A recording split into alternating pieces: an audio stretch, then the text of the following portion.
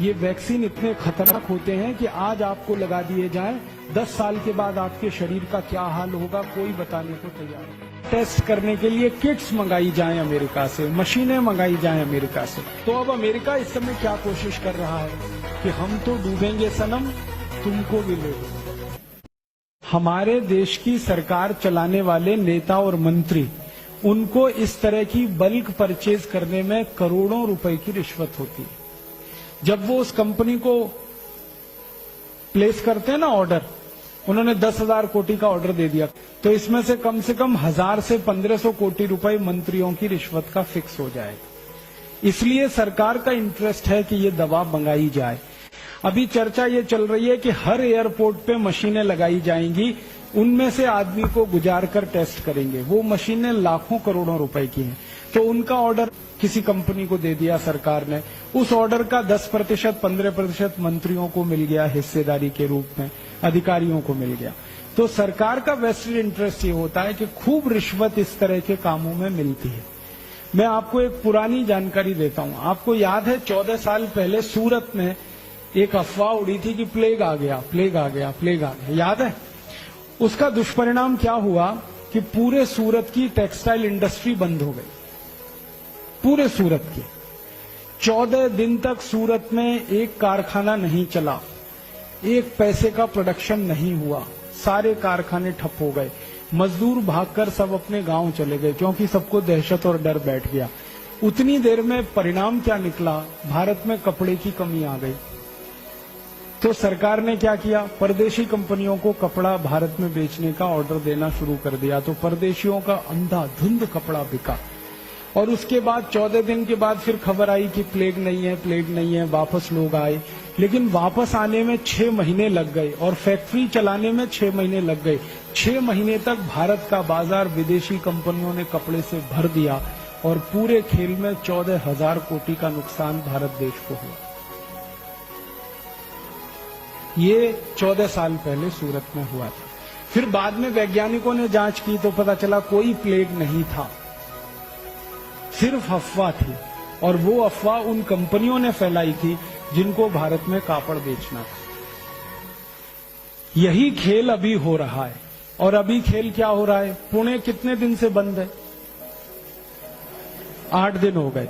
पुणे में एक दिन की गतिविधि जो चलती है, जिसको अंग्रेजी में हम सब ट्रांजैक्शन कहते हैं, कितने करोड़ का होगा? 500 कोटी। अब 500 कोटी का ट्रांजैक्शन एक दिन का, तो 8 दिन का 4,000 कोटी रुपए नुकसान हो गया पुणे का, सिर्फ एक झूठी अफवाह के आधार पर। अब ये 4,000 कोटी का नुकसान तो हो ही गया, वो एक बात है।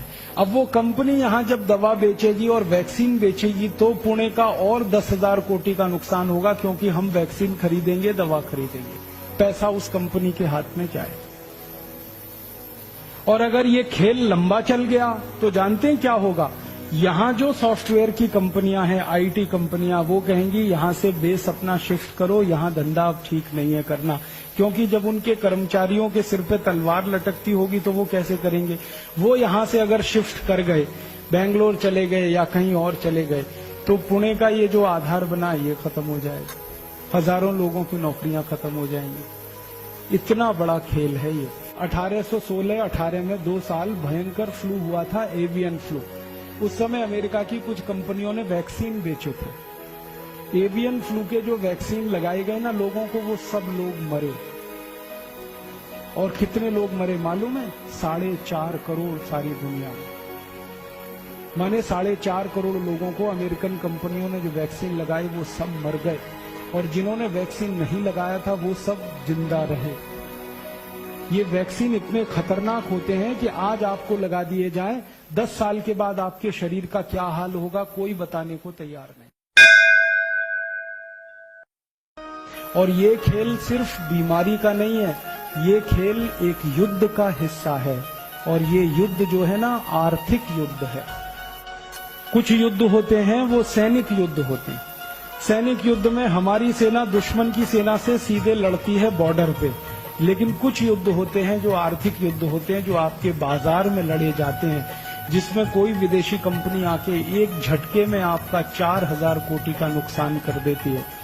और वही कंपनी और 10-20 हजार कोटी वहां से लूट के ले जाती है। ये आर्थिक युद्ध है। अब इस आर्थिक युद्ध में सैनिक आप हैं। सैनिक युद्ध के सैनिक बॉर्डर पे हैं। आर्मी के, एयरफोर्स के, नेवल फोर्स के सैनिक हैं। वो बॉर्डर पे देश की एक एक इंच जमीन की रक्षा करने के लिए लड़ रहे हैं। तो आप देश के आर्थिक युद्ध के सैनिक बने, जो देश का एक एक रुपया, एक एक पाई, एक एक धन की संपत्ति को बचाने की लड़ाई लड़े। इसलिए सैनिकों का दिमाग साफ होना चाहिए, क्लियर होना चाहिए अपने उद्देश्य के प्रति और अपनी संपूर्ण समर्पण के प्रति। आपका उद्देश्य अगर आपको साफ दिख रहा है तो युद्ध में आप लड़ेंगे और जीतेंगे, और अगर आपका उद्देश्य ही आपको साफ नहीं दिख रहा है तो लड़ेंगे तो सही लेकिन हारेंगे। इसलिए ये आज का कार्यक्रम रखा गया कि ये आर्थिक युद्ध भारत के खिलाफ शुरू हुआ है और इस युद्ध में बड़े बड़े लोग शामिल हैं।